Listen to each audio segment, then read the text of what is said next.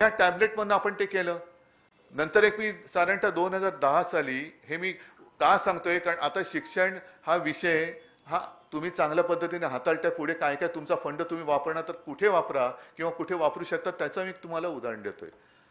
2010च्या सुमारास किंवा त्याच्याही आधी आपण व्हर्च्युअल क्लासरूम सुरू केले. मला कल्पना नाही आपल्यापैकी किती जणांनी ते बघितले असतील. व्हर्च्युअल क्लासरूम म्हणजे काय केलं, माझ्या मनात असं आलं की महापालिकेच्या शाळा, आपण कधी कोणी म्हटलं कुठल्या शाळेत जातो तर पालकांना कदाचित लाज वाटते की माझा मुलगा किंवा माझी मुलगी महापालिका शाळेत जाते. पण आता त्याच महापालिका शाळांमध्ये आदित्यनमध्ये जो काही सगळा एक बदल केला, मग त्याच्यामध्ये सगळे सीबीएसई आणि काय सीबीएसई काय असतात ते आम्हाला एसएससी माहिती, पुढचं काही माहिती नाही. हे सगळे बोर्ड त्याच्यामध्ये त्याचं शिक्षण सुरू केलं. मराठी भाषा तर सक्तीचीच केली, पण इतरही 4-5 भाषांमध्ये आपण शालेय अभ्यासक्रम सुरू केला. त्याच्यामुळे कदाचित पहिल्या प्रथम महापालिका शाळांमध्ये सुद्धा ऍडमिशनसाठी या रांगा लागायला लागल्या. आणि पालक सांगायला आमच्याकडे यायला लागले की आम्हाला महापालिकेच्या शाळेमध्ये ऍडमिशन, असं कधीच येत नव्हते कोणी. सगळे मोठमोठ्या शाळांमध्ये सांगत होते की आम्हाला तिकडे जरा लावा ना वशिला, आमच्या मुलाला मुलीला ऍडमिशन पाहिजे, महापालिका शाळेत ऍडमिशन पाहिजे. का?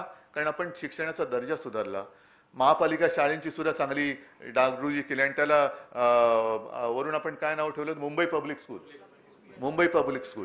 जाऊन बघा. तर त्याच्यामध्ये सुद्धा महापालिकेमध्ये सुद्धा काही चांगले शिक्षक आहेत. मग महापालिका तेव्हा आपल्याकडे होती. मी आयुक्तांशी बोललो, सगळ्यांशी अधिकाऱ्यांशी बोललो, शिक्षण अधिकाऱ्यांशी बोललो आणि त्यांना सांगितलं की तुम्ही आता आपण हा मर्यादित स्वरूपात करूया. 10वीच्या विद्यार्थ्यांना तुम्ही 10वीचे जेवढे वर्ग आहेत त्याच्यात तुम्ही तुमच्या शाळांमधला प्रत्येक विषयातला एक तज्ञ चांगला शिक्षक निवडा आणि एकच शिक्षक त्याला आपण एक स्टुडिओ करून दिला आणि स्टुडिओतनं तो त्या 10वीच्या विद्यार्थ्यांना तो शिकवायला लागला सगळ्यांना. म्हणजे शिक्षणाचा दर्जा आपण उंचावून समान करण्याचा हा एक प्रयत्न केला. आणि हा नुसता शिक्षक म्हणजे टीव्ही सुरू केल्यानंतर जसं चालतं तसं नाही, तर दोन्हीकडनं संभाषण. म्हणजे त्याचं शिकून झाल्यानंतर शाळेप्रमाणे तो शिक्षक विचारायचा या शाळेत कोणाला काही प्रश्न आहे का, का तो प्रश्न सगळ्या मुलांना ऐकायला जायचा, त्याचं उत्तर सगळ्यांना ऐकायला जायचं. आणि ही पद्धत मला आठवतंय की जेव्हा त्याचं आपण उद्घाटन केलं, कोणाला बोलवायचं तर डोक्यामध्ये विचार आला, नाव आलं डॉक्टर रघुनाथ माशेलकर. आता माशेलकर साहेबांशी बोलणार कोण, कारण मोठी माणसं आहेत, बिझी आहेत. मग त्यांना फोन केला आणि त्यांना फोन करून असं सांगितलं की माशेलकर साहेब एक कार्यक्रम असा आहे तर आपण यावं अशी आमची एक इच्छा आहे. तर मला त्याने सांगितलं की ठीक नाही मी येणार, पण मला जरा वेळ आणि कार्यक्रम काय आहे ते दिवस आणि वेळ जरा सांगाल तर बरं होईल. म्हणून माझ्याबरोबर मला वाटतं आदेश बांदेकर होते. आदेश बांदेकरना म्हटलं आदेश जरा तुम्ही प्लीज समजून सांगा. आदेशने त्याला एक 2-3 मिनिटं समजून सांगितल्यानंतर आदेश अरे नाही थांबा तुम्ही उद्धवजींशीच बोला. म्हटलं काय झालं, चिडलेत, काय झालं?